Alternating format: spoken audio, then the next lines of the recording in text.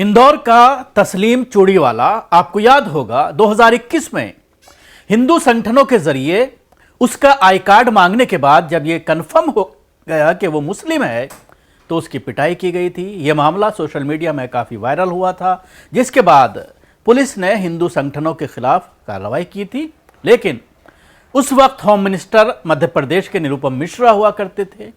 उन्होंने साजिशन तस्लीम के खिलाफ पॉस्को एक्ट में एफआईआर दर्ज करवाई और उसके बाद उसको गिरफ्तार कर लिया गया। लेकिन इस मामले में कोर्ट के जरिए तस्लीम को पूरी तरह से बेइज्जत बरी कर दिया गया है। तकरीबन 3 साल बाद ये डिसीजन आया है, ये फैसला आया है कोर्ट का, और उसमें तस्लीम को बरी करने की बात सामने आई है। लेकिन अब सवाल यह खड़ा होता है कि जिन पुलिसकर्मियों ने फर्जी केस में तस्लीम को फंसाया था और जिन लोगों ने उसके ऊपर झूठे आरोप लगाए थे, क्या उनके खिलाफ अब कोई लीगल एक्शन लिया जाएगा? हरगिज नहीं। यही वजह है कि इस तरह के केसेस लगातार बढ़ते चले जा रहे हैं, और जब पुलिस के अंदर कानून का डर नहीं होगा तो वो फर्जी केसेस में इसी तरह से मुसलमानों को, दलितों को या फिर ईसाइयों को फंसाते हुए नजर आएंगे। इस मामले को लेकर के एक प्रेस कॉन्फ्रेंस की गई है वकीलों के जरिए और तस्लीम के जरिए भी। इस पर एक बाइट दी गई है कि किन लोगों ने उसकी लीगल मदद की। मैं आपको दोनों ही बाइट आपको सुनवाना चाहूंगा और उसके बाद फिर बात करेंगे।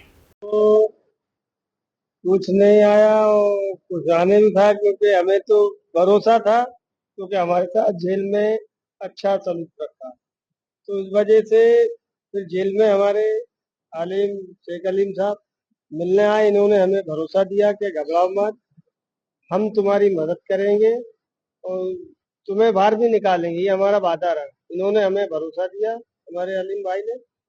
और दिल्ली से सुप्रीम कोर्ट के वकील बुलाए गए और इमरान प्रतापगढ़ी ने भी हमसे मिलाया। तो उनने पूरी टीम लगा दी हमारे पीछे के, जब तक तुम बरी नहीं हो जाओगे, जब तक तुम्हें जमानत नहीं मिलेगी, जब तक तुम घबराना मत। हमें भरोसा दिया और अलीम भाई हमारे साथ में रहे। जितनी तारीखें थी तारीखें करते और उनके घर पे हम रुकते थे। अब ये सब जब क्लियर हो गया, आपको क्लीन चिट मिल गई है कोर्ट से, तो इस शहर की जनता के नाम क्या पैगाम देना चाहते हैं? जो आपके साथ हुआ, क्या ईश्वर साहब प्रार्थना करोगे बाकी किसी अन्य गरीब के साथ ना हो? हमारी तो यही गुजारिश है कि हमारे इंदौर की जो तहजीब, गंगा जमनी तहजीब बनी है, बनी रहे।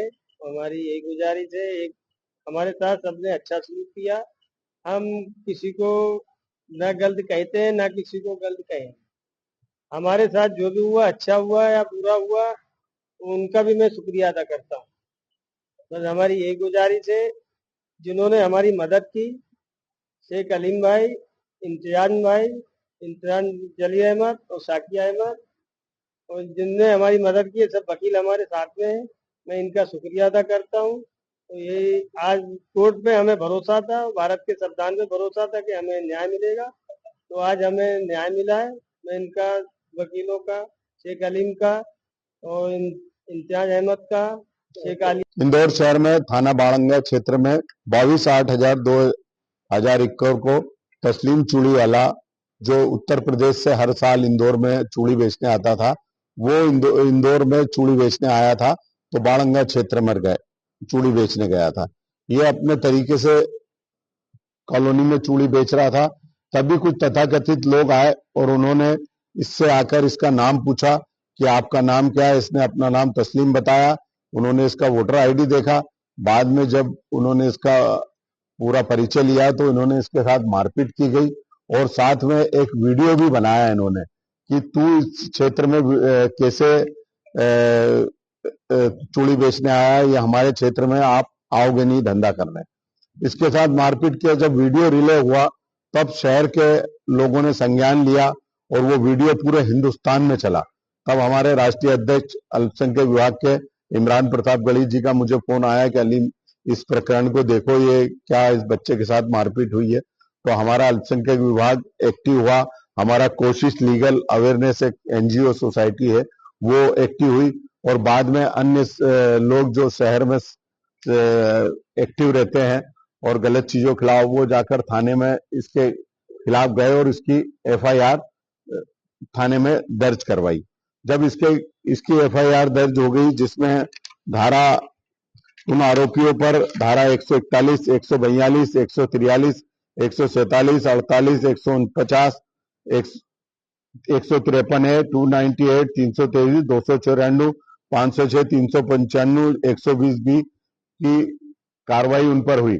तब उन्होंने देखा कि हमारे खिलाफ एफआईआर हुई, तो 2 दिन बाद राजनीतिक संरक्षण से तस्लीम के खिलाफ एक प्रकरण बनाया गया। एक नाबालिग बच्ची से रिपोर्ट कराई गई कि ये चूड़ी पहनाने आया और इसने उसके साथ छेड़खानी की, जिसमें तस्लीम के खिलाफ 2 दिन बाद धारा 354 का 467, 468, 471, 420, 506 भारतीय दंड संहिता 1860 तथा 7(8) बी लैंगिक अपराधों से बालकों का संरक्षण अधिनियम 2012 दर्ज कर तस्लीम को गिरफ्तार कर न्यायालय में पेश कर जेल पहुंचा दिया, जिसमें यह 4 माह जेल रहा।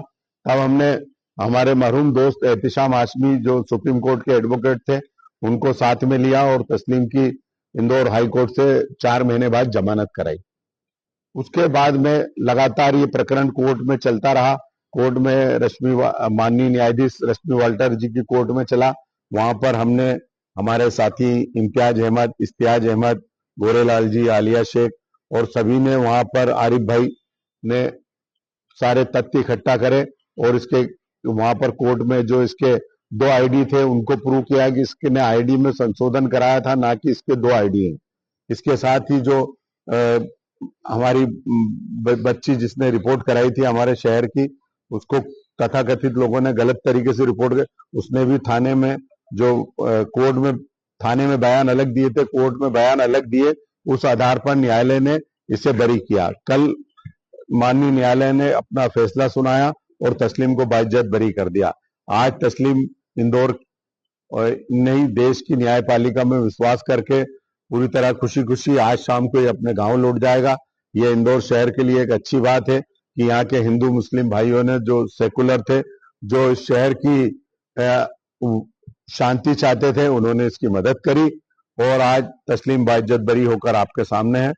तो देखा आपने, तकरीबन 4 माह में तक जो है जेल में रहना पड़ा था। उसके बाद इनकी जमानत हुई थी। इंदौर की जो कोर्ट है उसने तस्लीम को अब बरी कर दिया है। इंदौर में अगस्त 2021 में फेरी लगाकर चूड़ियां बेचने वाले तस्लीम को नाबालिग हिंदू लड़की से छेड़छाड़ के झूठे आरोप में हिंदू संगठनों ने पिटाई की थी। तस्लीम को 4 महीने जेल रहना पड़ा था और उसके बाद इनकी रिहाई हुई है।